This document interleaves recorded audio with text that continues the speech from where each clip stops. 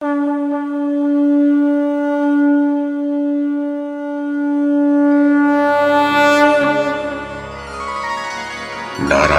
नमस्कृत्य नरं चैव नरोत्तमं देवीं सरस्वतीं व्यासं ततो जयमुदीरयेत्।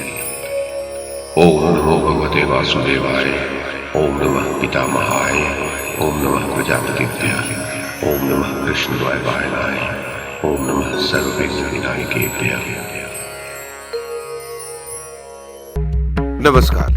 महाभारत कथा श्रृंखला में आपका स्वागत है। श्रीमन महर्षि वेद व्यास द्वारा रचित महाकाव्य महाभारत को एक कथा श्रृंखला के रूप में प्रस्तुत करते हुए पिछली कड़ी में मैंने मूल संस्कृत ग्रंथ के प्रथम पर्व, जो आदि पर्व के नाम से प्रसिद्ध है, उसके 7वें उपपर्व अर्थात संभव पर्व में राजा द्रुपद द्वारा द्रोणाचार्य के तिरस्कार की जो कथा है उसे आपको सुनाया था।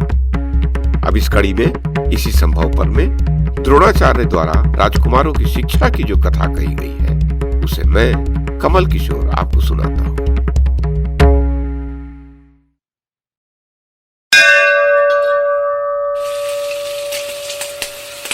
वैशंपायन जी कहते हैं, जनमेजय, तब सामर्थ्यशाली भीष्म जी ने अपने कुरुवंशी पौत्रों को लेकर गुरु द्रोणाचार्य को शिष्य रूप में समर्पित किया। साथ ही अत्यंत प्रसन्न होकर भरद्वाज नंदन द्रोण को नाना प्रकार के धन रत्न तथा धन धान से संपन्न एक भवन प्रदान किया। आचार्य द्रोण ने प्रसन्न चित्त होकर उन धृतराष्ट्र पुत्रों तथा पांडवों को शिष्य रूप में ग्रहण किया। उन सबको ग्रहण कर लेने पर एक दिन एकांत में जब द्रोणाचार्य पूर्ण विश्वास युक्त मन से अकेले बैठे थे, तब उन्होंने अपने पास बैठे हुए सब शिष्यों से कहा, राजकुमारों, मेरे मन में एक कार्य करने की इच्छा है। अस्त्र शिक्षा प्राप्त कर लेने के पश्चात तुम लोगों को मेरी वह इच्छा पूर्ण करनी होगी। इस विषय में तुम्हारे क्या विचार हैं, बताओ।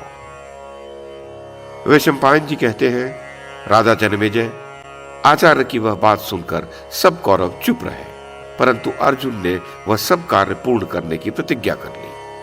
तब आचार्य ने बारंबार अर्जुन का मस्तक सूंघा और उन्हें प्रेम पूर्वक हृदय से लगाकर वे हर्ष से रो पड़े।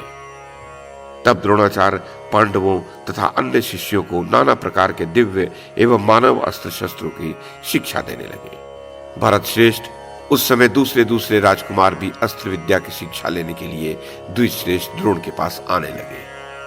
वृष्णिवंशी तथा अंधक वंशी क्षत्रिय, नाना देशों के राजकुमार तथा राधानंदन सूत, ये सभी आचार्य द्रोण के पास आए।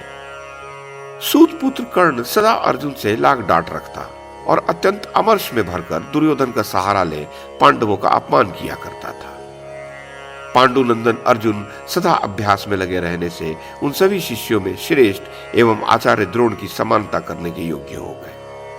आचार्य द्रोण उपदेश ग्रहण करने में अर्जुन को अनुपम प्रतिभाशाली मानते थे। इस प्रकार आचार्य सब कुमारों को अस्त्र विद्या की शिक्षा देते रहे। वे अन्य सब शिष्यों को तो जल लाने के लिए कमंडलू देते, जिससे उन्हें लौटने में कुछ विलंब हो जाए, परंतु अपने पुत्र अश्वत्थामा को बड़े मुंह का घड़ा देते, जिससे उसके लौटने में विलंब न हो।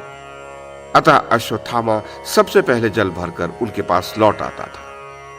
जब तक दूसरे शिष्य लौट नहीं आते, तब तक वे अपने पुत्र अश्वत्थामा को अस्त्र संचालन की कोई उत्तम विधि बता देते थे। अर्जुन ने उनके इस कार्य को ताड़ लिया। अतः वे वरुणास्त्र से तुरंत ही अपना कमंडलू भरकर आचार्य पुत्र के साथ ही गुरु के समीप आ जाते थे। अतः आचार्य पुत्र से किसी भी गुण की वृद्धि में वे अलग या पीछे न रहे। यही कारण था कि मेधावी अर्जुन अश्वत्थामा से किसी बात में कम न रहे। वे अस्त्रवेत्ताओं में सबसे श्रेष्ठ थे। अर्जुन अपने गुरुदेव की सेवा पूजा के लिए भी उत्तम यत्न करते थे। अस्त्रों के अभ्यास में भी उनकी अच्छी लगन थी। इसी कारण से वे द्रोणाचार्य के बड़े प्रिय हो गए।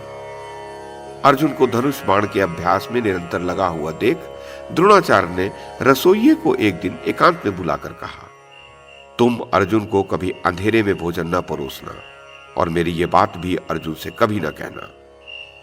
तदनंतर एक दिन जब अर्जुन भोजन कर रहे थे, बड़े वेग से वायु चलने लगी, जिससे वहां का जलता हुआ दीपक बुझ गया। किंतु उस समय भी अर्जुन भोजन करते ही रहे। उन तेजस्वी अर्जुन का हाथ अभ्यासवश अंधेरे में भी मुख से अन्यत्र नहीं जाता था।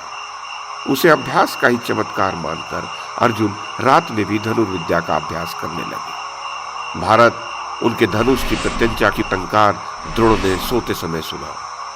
तब वे उठकर उनके पास गए और उन्हें हृदय से लगाकर बोले, अर्जुन, मैं ऐसा करने का प्रयत्न करूंगा जिससे इस संसार में दूसरा कोई धनुर्धर तुम्हारे समान न हो।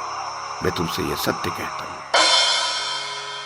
वैशंपायन जी कहते हैं, राजन, तदनंतर द्रोणाचार्य अर्जुन को पुनः घोड़ों, हाथियों, रथों तथा भूमि पर रहकर युद्ध करने की शिक्षा देने लगे।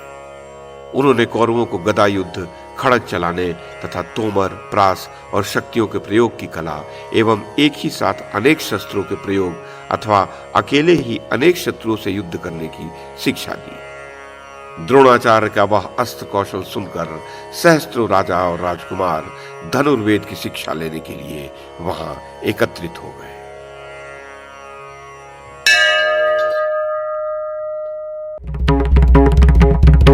तो ये थी आदि पर्व के 7वें उपपर्व अर्थात संभव पर्व में द्रोणाचार्य द्वारा राजकुमारों की शिक्षा की कथा। इस कड़ी में बस इतना ही।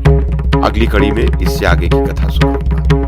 YouTube के माध्यम से महाभारत की कथा को एक श्रृंखला के रूप में प्रस्तुत करने का हमारा ये प्रयास यदि आपको सराहनीय लगा हो तो कृपया इस कड़ी को लाइक और शेयर करें, चैनल को सब्सक्राइब करें और बेल आइकन को दबाएं। साथ में अन्य लोगों को भी देखने के लिए प्रेरित करें। धन्यवाद और नमस्कार।